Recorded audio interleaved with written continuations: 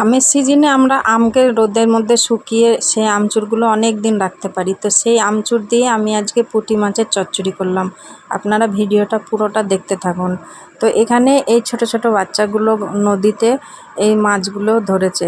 তো আমি সকাল সকাল দেখলাম এই মাছগুলো এসছে। তো আমি এখানে 50 টাকা দিয়েছিলাম, মানে 250 গ্রাম আমাকে মাছ দিল। তো 250 গ্রামের দাম নিল 20 টাকা, আর আমাকে 30 টাকা ফেরত দিল। তো মাছগুলো দেখেন কত সুন্দর, মাছগুলো খুবই টাটকা মাছ, আর এই মাছগুলোর স্বাদ খুবই ভালো। তা আমি এই মাছগুলো নিয়ে এসে ঢাললাম। আর আপনাদের ভাইয়া নিয়ে এসেছিলো লাল শাক বাজার থেকে। শাকগুলো তো খুবই ভালো, শাকগুলো মানে খুব জালি জালি নরম নরম শাক। তো শাকগুলো আমি এখানে বেছে নিচ্ছি। তো একই হাতে ভিডিও করতে হচ্ছে আর শাক বাছছি, কারণ আমার ভিডিওগুলো আমার ছোট ছেলে করে দেয়, কিন্তু ছোট ছেলেটাকে একটু বকাঝকা করেছি, সেই জন্য আর বলছে ভিডিও করে দেবো না, ক্যামেরা ধরে দেবো না। সেই জন্য দেখেন কষ্ট করে এক হাতে শাক বাছছি, এক হাতে ভিডিও করছি। তো ওকে বকার কারণ হচ্ছে একটাই, আপনাদের সঙ্গে শেয়ার করব। থামেন, কেন বকেছি আমি দেখাচ্ছি আপনাদের। এই হচ্ছে সেই কারণ। সকালবেলায় ভোরবেলায় কে কার বাড়িতে কেমনভাবে আছে, আর ওই বাবু হচ্ছে ঢোল বাজিয়ে যাচ্ছে।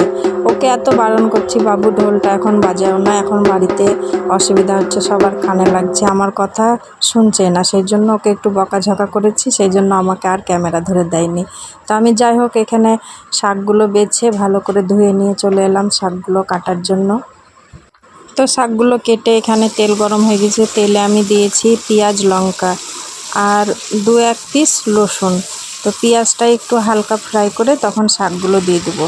এই শাকগুলো তো পানি দিতে হয় না, এমনি ভাপেই নরম হয়ে যায়, সেদ্ধ হয়ে যায়। আমার তো খুবই ভালো লাগে লাল শাক, মনে হয় কি ভাতে মাখালে ভাতটা লাল হয়ে যায়, খুবই ভালো লাগে, আনন্দ লাগে।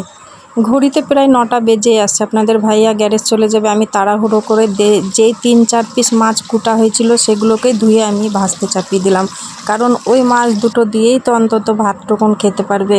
সেই জন্য আপনাদের ভাইয়ার ভাত বের করে দিয়ে দিলাম। পরে আমি বাকি মাছগুলো বেছে তখন সেই মাছগুলো হলুদ লবণ মাখিয়ে মাছগুলো ফ্রাই করতে চাপালাম।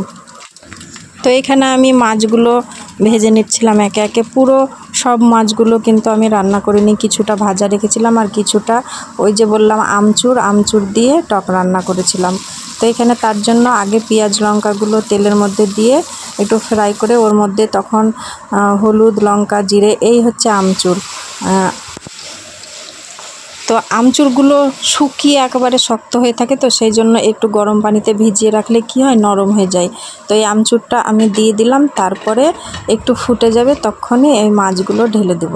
দিয়ে মাছগুলো ভালো করে ফুটিয়ে নিয়ে আমার পুঁটি মাছ আমচুর দিয়ে চচ্চড়ি কমপ্লিট হয়ে যাবে।